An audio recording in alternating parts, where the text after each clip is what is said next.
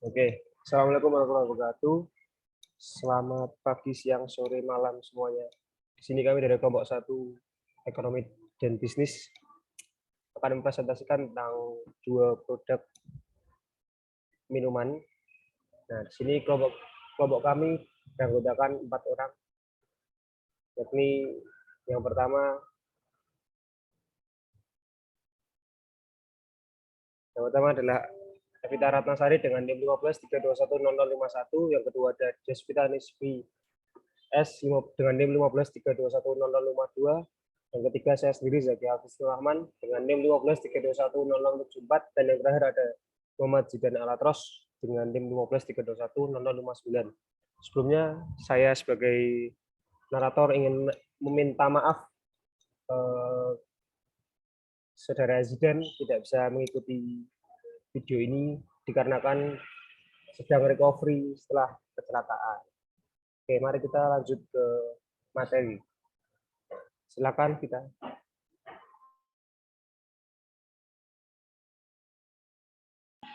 Baik, materi yang pertama itu ada produk dari Kopi Kenangan.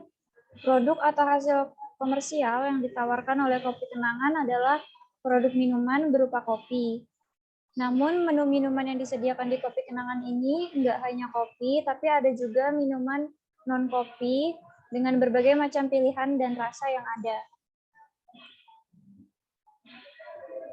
Ini contoh-contoh dari produk minuman yang dimiliki oleh brand Kopi Kenangan. Mereka menjual dengan berbagai varian rasa dan juga bentuk kemasan yang ada. Selanjutnya ada promosi. Promosi yang dimiliki brand Kopi Kenangan ini dibagi menjadi beberapa cara. Lebih tepatnya ada 5 cara. Yang pertama ada advertising, yang kedua ada sales promotion, yang ketiga ada public relation, yang keempat direct marketing, dan yang kelima ada personal selling. Kita masuk yang advertising. Di advertising ini atau periklanan yang dilakukan oleh Kopi Kenangan biasanya dengan memaksimalkan penggunaan media sosial, seperti iklan di Instagram, melalui kolaborasi dengan perusahaan atau platform lain atau biasa disebut joint venture, lalu ada endorsement, kompetisi, dan juga dan sebagainya yang lain. Ini contoh dari sosial media yang dimiliki oleh Kopi Kenangan. Di sini ada Instagram dan juga ada YouTube dari Kopi Kenangan. Ini contoh dari joint venture atau kolaborasi dengan produk lain, brand lain. Di sini ada beberapa contoh dan ada juga yang lain, tapi tidak bisa kami cantumkan di dalam sini semuanya. Ini contoh dari kompetisi yang mendapatkan hadiah supaya banyak orang yang bisa mau membeli produk dari Kopi Kenangan. Ini juga ada bentuk dari charity dan project untuk membangun citra dari brand Kopi Kenangan. Lalu ini ada endorsement yang dilakukan kepada selebriti dan pengacara yang bernama Hotman Paris. Dan ini ada sales promotion. Kopi Kenangan sering memberikan berbagai promo atau potongan harga di waktu tertentu dengan jangka waktu tertentu juga. Contohnya pun ada banyak, tapi yang kita cantumkan di sini hanya beberapa. Seperti misalnya beli 3, kita mendapatkan diskon jadi lebih murah, yaitu hanya perlu membayar 40.000. Dan juga di sini fotonya terpotong, cuma ini adalah promosi di waktu hari 17 Agustus atau Hari Kemerdekaan Indonesia. Lalu ada juga public relation yang dimiliki oleh Kopi Kenangan. Public relation adalah pihak perusahaan yang membangun hubungan baik dengan berbagai kalangan untuk mendapatkan publisitas yang diinginkan, membangun citra perusahaan yang baik, dan bagaimana cara brand menangani atau menghadapi rumor, berita, dan kejadian terkait perusahaan. Seperti contoh yang ada di gambar ini. Ada sedikit masalah yang dihadapi Kopi Kenangan melalui public relation yang dimiliki oleh Kopi Kenangan. Mereka melakukan membangun citra kembali yang baik di mata masyarakat. Lalu di sini ada juga direct marketing. Direct marketing atau pemasaran langsung merupakan kegiatan membujuk dan menargetkan pelanggan melalui komunikasi aktif. Perusahaan-perusahaan termasuk Kopi Kenangan melakukannya baik melalui media seperti telepon, email, fax, maupun surat. Tujuannya untuk mengetahui respon langsung dari pelanggan. Seperti misalnya jika kita melakukan subscription melalui email, biasanya kalau ada promo-promo yang dimiliki oleh brand, mereka akan mengkomunikasikan, menghubungi langsung kepada pelanggan melalui email. Itu salah satu contoh dari direct marketing. Di sini ada personal selling. Personal selling itu atau pemasaran perseorangan merupakan kegiatan komunikasi yang dilakukan secara langsung dengan bertemu pelanggan, baik melalui pertemuan khusus maupun dalam jaringan online. Personal selling yang dilakukan di Kopi Kenangan terjadi saat ada interaksi dan transaksi antara konsumen dengan barista atau pelayan yang ada di store. Selanjutnya ada segmentasi dan peluang pasar. Segmentasi penduduk Indonesia ada generasi Gen X, First Boomer, ada Gen Y, Gen Z, dan berbagai macam lagi.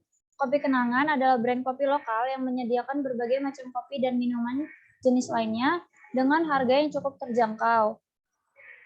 Untuk melakukan segmenting, kita akan menggunakan beberapa kriteria dasar, yaitu ada seperti yang kita lihat di sini, ada generasi, kelas ekonomi, domisili, teknologi, preferensi halal, dan konsumsi kopi. Dari banyaknya karakteristik yang kita miliki pada bagian segmentasi, kita bisa memilih dua karakteristik yang paling membedakan antara Kopi Kenangan dan kompetitornya. Berdasarkan hasil dari analisis kami, perusahaan mendapatkan ada dua aspek yang paling membedakan Kopi Kenangan dengan kopi-kopi lainnya, yaitu preferensi halal dan penggunaan teknologi. Bisa kita lihat di sini, Kopi Kenangan ada, Kopi Kenangan ada di bagian sini, di mana berarti dia lebih mementingkan kepada peduli sertifikat halal dan juga teknologi. Di sini ada brand kompetitor-kompetitor Kopi Kenangan lain dengan segmentasi yang berbeda-beda.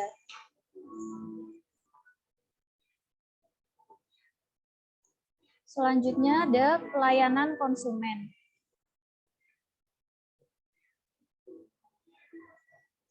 Dalam menjangkau konsumennya, Kopi Kenangan biasa menggunakan media sosial. Contohnya adalah melalui laman Instagram resmi Kopi Kenangan. Di situ, konsumen bisa menyalurkan keluhannya baik di kolom komentar ataupun fitur DM. Selain itu, mereka juga menyediakan kontak WhatsApp di website resmi mereka untuk perihal komplain produk maupun pelayanan. Sekian dari brand Kopi Kenangan. Selanjutnya, untuk brand Teh Botol Sosro akan saya serahkan kembali kepada Zaki. Terima kasih. Terima kasih, Deswita, telah menjelaskan tentang Kopi Kenangan. Selanjutnya kita masuk ke produk selanjutnya, yaitu produk dari Teh Botol Sosro. Teh Botol Sosro ini akan dijelaskan oleh Evita dan saya sendiri. Pertama-tama, Evita, silahkan memulai untuk menjelaskan. Mohon maaf ya semua, saya izin on cam karena ada kendala pada device dan sinyalnya kurang mendukung. Yang pertama dari Teh Botol Sosronya adalah produk unggulan dari PT Senas Sosro adalah Teh Botol Sosro kemasan botol beling atau sering disebut RGB, yang returnable glass bottle. Sini merupakan produk teh siap minum yang pertama di Indonesia dan di dunia yang sudah diluncurkan sejak tahun 69. Nah, Teh Botol Sosro ini ada beberapa perubahan dalam inovasinya, seperti ada botol versi 1, botol versi 2, dan botol versi 3. Next.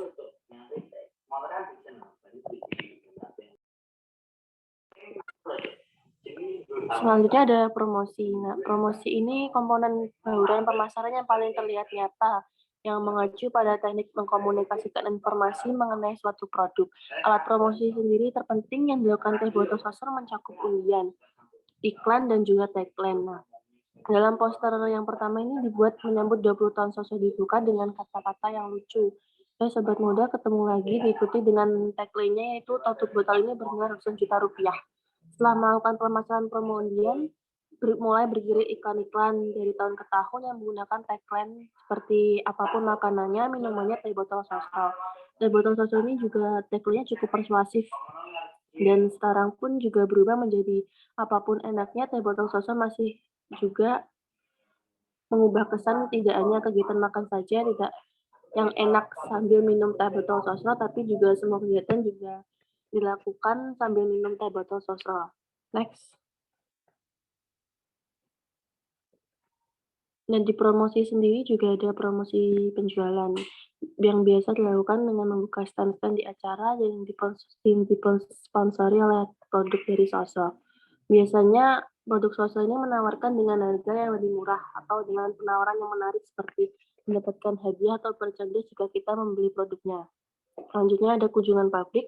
Langkah promosi kunjungan pabrik ini tidak banyak dilakukan oleh para pesaing minuman kemasan. Botol sosok juga menyadari ini merupakan hal penting dalam eksistensinya sebagai produsen.